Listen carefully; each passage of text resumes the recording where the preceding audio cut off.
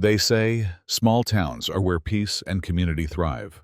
But sometimes, behind every white picket fence and manicured lawn, lies control masquerading as order. My name's Daniel Brooks, fourth-generation rancher, and I never thought my greatest fight wouldn't be against drought, fire, or market collapse, but a clipboard-wielding tyrant with a grudge and a homeowners association hungry for power. It started with a letter, one page, stamped with self-importance. They thought they could find me, break me, and erase my family's legacy. What they didn't know was, this land has never bowed to outsiders, and neither have I. This is the story of how I took them down, paper for paper, law for law, until their whole empire came crashing down. The morning air in Maple Ridge had that gentle hush, only found in places too small for traffic and too old for noise. Daniel Holt sipped his black coffee on the front porch of the cabin his grandfather had built by hand in 1947. He was a man of quiet routines, up with the sun, hands in the soil by 8, and asleep before the coyotes started howling. A retired military judge. Daniel wasn't one for conflict anymore. After 2 tours and decades in the courtroom, he'd come to this sleepy Oregon town to forget bureaucracy, not wrestle with it. But peace has a way of attracting war. The envelope came folded with precision, its golden HOA emblem stamped like a seal of imperial decree. He read it once, then again, slower. The HOA Maple Ridge Estates Council had unilaterally amended its bylaws to include adjacent rural parcels. His land, his family's land, without his signature, without a vote. They claimed violations, unauthorized livestock structures, non-standard fencing, and a barn painted non-compliant beige. They gave him 30 days to comply or face escalated legal action. Daniel let out a long, slow breath. "You picked the wrong man," he muttered. The letters kept coming. Fines for imaginary infractions, threats of liens. Then the cattle gate was chained shut with a lock he hadn't put there. That same afternoon, a white SUV pulled into his gravel drive, kicking dust into the trees. Out stepped Kathy Reynolds. She was the HOA president, self-appointed enforcer of conformity. With her clipboard and rehearsed smile, she reminded Daniel of prosecutors who confused paperwork with justice. "Mr. Holt," she began, "as per Maple Ridge Ordinance 4-2, livestock and non-regulated structures are prohibited." Daniel didn't even let her finish.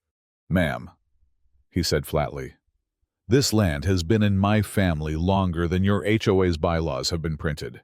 You've got no jurisdiction here." Kathy smiled like she was about to deliver a sentence. "The board has already voted. You're under HOA authority as of last month. You're not grandfathered in, you're just stubborn." She turned to leave, but not before tossing one more envelope into his hands. 30 days. That's generous." He watched her drive off, dust swirling behind her like a storm cloud. Then he walked inside, opened a drawer, and pulled out a thick, leather-bound binder, the original land title, surveys, county maps, and his grandfather's hand-drawn boundary lines. His jaw set tight. This wasn't about fence height or paint color. It was a hostile, takeover legalized theft, wrapped in suburban civility. And Daniel Holt wasn't about to lose a courtroom he never entered. Daniel spent the next week not arguing, but digging. He wasn't the type to storm into board meetings, yelling about injustice. No. Daniel was the kind of man who let silence work in his favor until it hit like a hammer. His first stop was the county recorder's office. He sat with a clerk named Jenny, a woman who looked like she had been guarding documents longer than the HOA had existed. After explaining his situation, she gave a skeptical frown and started typing. Then her eyebrows lifted. "They didn't file annexation correctly," she muttered. "Not even close." Turns out, the HOA's attempt to expand their authority wasn't legal. It was arrogant. The maps they filed were outdated, the surveys incorrect, and their supposed jurisdiction over Daniel's land was based on a proposed boundary revision that was never approved by the county. He smiled. That was the first crack in the wall. Then came the second. Daniel hired a forensic accountant. Quietly. The man worked out of a basement in Eugene and charged by the hour. But he was worth every cent. A week later, he returned with a stack of irregularities. The HOA was bleeding money. Thousands of dollars were missing from the community's maintenance budget. Landscaping contracts billed triple the standard rate. And the contractor, a company owned by Kathy's cousin. Another contract, security cameras for a non-existent community center, was billed to a company under her husband's name. Corruption, fraud, malfeasance. And Daniel now had the receipts. But instead of marching into court, Daniel did something smarter. He went to the people. He printed everything, bound it in plain black folders, and he hand-delivered it to every homeowner in Maple Ridge. No drama. No speeches, just facts, names, dates, and numbers. By the end of the week, the whispers had become shouts. At the next HOA meeting, the community center was packed. Normally, 6 people showed up. Now it was standing room only. Neighbors who once ignored Daniel now leaned in close, flipping through the folders, asking questions, whispering his name like a rallying cry. Kathy walked in late, clipboard clutched tight, flanked by 2 board members. But the room had changed. The smiles were gone, eyes burned with betrayal. Daniel waited until the meeting was called to order. Then he stood. "I have evidence," he said, projecting calm authority, "of financial misconduct, of property line violations, of illegal harassment campaigns targeting landowners who never agreed to HOA control." He placed a small stack of documents on the table. "This isn't a speech. It's a notice of investigation." He turned, locking eyes with Kathy. "And this time, you won't be the one holding the clipboard." The fallout came faster than anyone expected. 2 days after Daniel dropped the bomb at the HOA meeting, county officials launched a formal audit. Kathy's confident smirk had vanished. Her porch lights, once permanently on like a lighthouse of surveillance, now stayed dark. A for sale sign appeared in her yard. But it was too late. Daniel didn't celebrate. Not yet. There was more to do. He helped the neighbors, those who'd been fined, harassed, pushed to the brink. He worked with a pro bono attorney from Portland to file a class action complaint on behalf of affected homeowners. The lawsuit named the HOA, Kathy Reynolds personally, and 3 board members by title.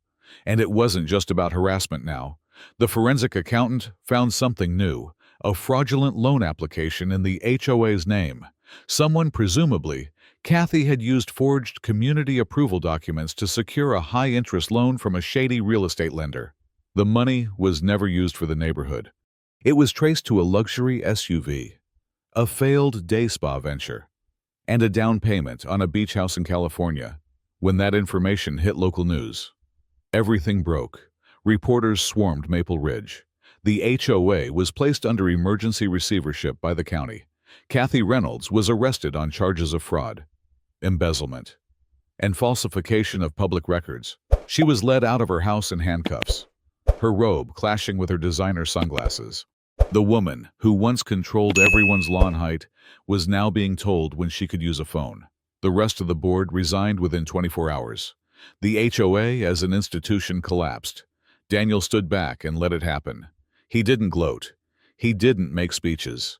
He simply returned to his land, unlocked the cattle gate that had once been chained shut, and rode the fence line on his ATV, nodding at neighbors who now waved with genuine gratitude. And the best part, a quiet Sunday morning. The same kind Kathy once used to patrol for mailboxes an inch too short. This time, Daniel sat on his porch, coffee in hand, watching the sun rise over fields his family had held for 4 generations. The road was quiet, peaceful, free. That afternoon, the neighborhood gathered. No fines, no rules, no clipboards, just people, a potluck, music, laughter that didn't feel rehearsed. One neighbor approached Daniel, an older man who once feared speaking out. "You saved us," he said. Daniel shook his head. No, we saved ourselves. I just reminded everyone how. And just like that, Maple Ridge belonged to its people again.